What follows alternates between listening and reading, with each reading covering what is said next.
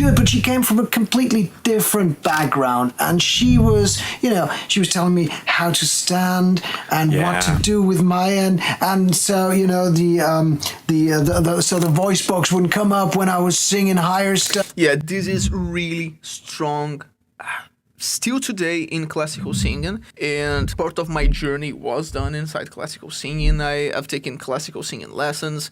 I was a tenor in a choir for some time as well.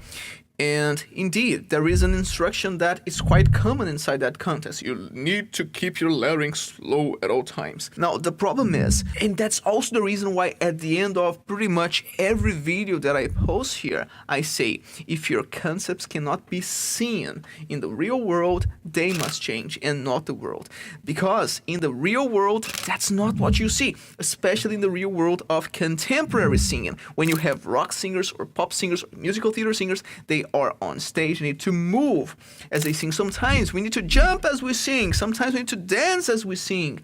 And you won't be able to do all that and reach the sounds that we do get in contemporary singing with a lower larynx. In fact, some sounds will only be healthy. For instance, if I want this sound here, and I can't stop loving you, that's not the kind of sound that will be healthy with a lower larynx. In fact, I can hurt my voice if I try to do that with a lower larynx. It all depends on the sound that you want, the given situation. Will you be moving? Will you be doing some other performance with your body as you're singing or not? So it's highly context dependent.